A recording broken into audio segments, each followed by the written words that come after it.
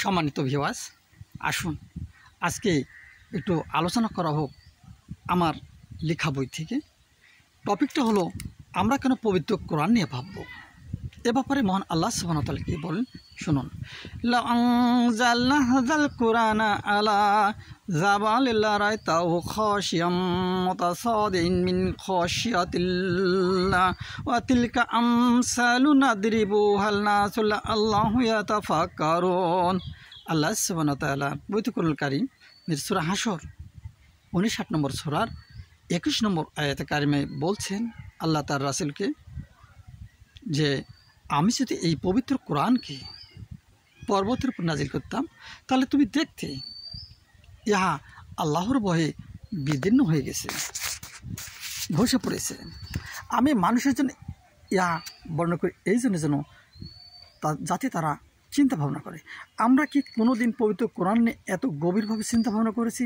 আসলে কেন পবিত্র কোরআনুল কারীম যেটা পর্বতের উপর নাজিল করলে পর্বত ধসে যাবে? জি, অবশ্যই ধসে যাবে। একটু শুনুন, আল্লাহ সুবহানাহু ওয়া তাআলা কিছু কিছু বস্তুর ইবাদত করতে বাধ্য করেছেন। ওই ইবাদত তাকে করতেই হবে, আর তার কোনো এক্সকিউজ করার কোনো সুযোগ নেই। যেমন ফেরেশতা ইবাদত করতে বাধ্য, তেমনিভাবে পর্বতও স্থিরভাবে দাঁড়িয়ে থাকবে, এটাই তো এবার ইবাদত। তা এখন আপনার মনে প্রশ্ন, তো এটাও ইবাদত হতে পারে? জি, অবশ্যই এটা ইবাদত। কেননা যেটি আল্লাহ সুবহানাহু যা করতে বলেছেন, স্রষ্টা যিনি যা করতে বলেছেন তা কায়মন বাক্যে ওই কাজ যে সুনির্দিষ্টভাবে করবে, আর যা নিষেধ করেছেন তা থেকে দূরে থাকবে, এটাই ইবাদত। সুতরাং পর্বতকে আল্লাহ সুবহানাহু তাআলা শুধু সৃষ্টি করেনি, এটি পৃথিবীর বিভিন্ন জায়গায় গেড়ে দিয়েছে এবং পর্বত সেখানে স্থির আছে, এটাই তার ইবাদত। আল্লাহু আকবার। যেমন ধরুন আপনার ইটগুলো যে স্থিরভাবে একটা ইটের উপর আর একটা ইট দাঁড়িয়ে আছে, এটাই তার ইবাদত। এবং আপনারা জানেন যে পর্বতের মধ্যে যে অণু পরমাণুগুলো আছে একে অপরের মধ্যে একটা আণবিক শক্তি দ্বারা আকর্ষিত অবস্থায় থাকে, অর্থাৎ কেউ কাউকে ছাড়ে না বিধায় বছরের পর বছর, যুগের পর যুগ দাঁড়িয়ে আসে, এটাই তার ইবাদত। এই ইবাদত সে করে। আর আল্লাহ সুবহানাহু ওয়া তাআলা মানুষ এবং জিনের ব্যাপারে কি বললেন? ওয়া খালাকতুল জিন্নি ওয়াল ইনসা ইল্লা লিয়াবুদুন। আল্লাহ সুবহানাহু ওয়া তাআলা সূরা জারিয়াত 51 নম্বর সূরা 56 নম্বর আয়াতে কারিমায় বললেন, আমি মানুষ এবং জিনকে একমাত্র আমার ইবাদত করার জন্য সৃষ্টি করেছি। কিন্তু কেন? এখানে দুটো বিষয় আছে, একটা স্বাধীন সত্তা আর একটা পরাধীন সত্তা।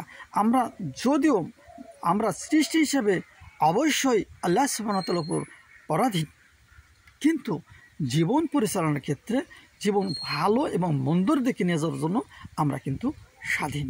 এই জন্য আমাদের স্বাধীনভাবে ইবাদত করার জন্য আল্লাহ ছেড়ে দিয়েছেন এবং বলেছেন মানুষ এবং জিনকে শুধুমাত্র আমার ইবাদতের জন্যই সৃষ্টি করেছি।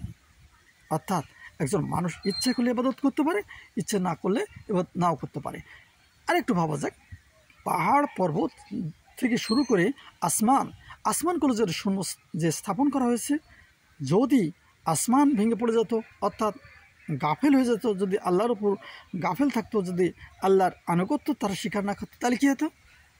সমস্ত আসমানগুলো ভেঙে ভেঙে পড়ে যাওয়ার কথা ছিল। তা কি যায়? তা যায় না। তার মানে তাদেরকে যেভাবে সৃষ্টি করছে শূন্যতে ভাসমান অবস্থায় থাকবে, সেই ভাসমান অবস্থায় আছে। ঠিক তেমনিভাবে পর্বতকে যে সৃষ্টি করা হয়েছে স্থিরভাবে দাঁড়িয়ে থাকবে, এটাই তার ইবাদত। সে তার ইবাদত করে। অথচ যে আল্লাহ সুবহানাহু ওয়া তাআলা মানুষকে আকল দান করেছেন, অর্থাৎ পৃথিবীর যতগুলো সৃষ্টি মহান আল্লাহ সুবহানাহু ওয়া তাআলা সৃষ্টি করেছেন, তার মধ্যে মানুষ এবং জিনকে আকল দান করেছেন। আর এই আকলের সম্মানসূচকভাবে তাকে স্বাধীন সত্তা দান করেছেন। আর এই স্বাধীন সত্তার সাথে তার যে আকল, যে কোনটি ভালো এবং কোনটি মন্দ এটা বোঝার শক্তি দান করেছেন। এখন প্রসঙ্গ, এই বিবেক যদি আল্লাহ সুবহানাহু ওয়া তাআলা পর্বতকে দিতেন, তাহলে নিঃসন্দেহে আল্লাহর আইন পুঙ্খানুপুঙ্খানুভাবে মেনে চলতেন এবং তার মধ্যে অবশ্যই এই আকল থাকার কারণেই অস্থিরতা কাজ করত। বিবেক থাকার কারণে সে অস্থিরতা কাজ করত, আল্লাহর জন্য আরও ভয় বেশি কাজ করত। সুতরাং তার ভয়ে, আল্লাহর ভয়ে এটি অবশ্যই ভেঙে পড়ে যেত।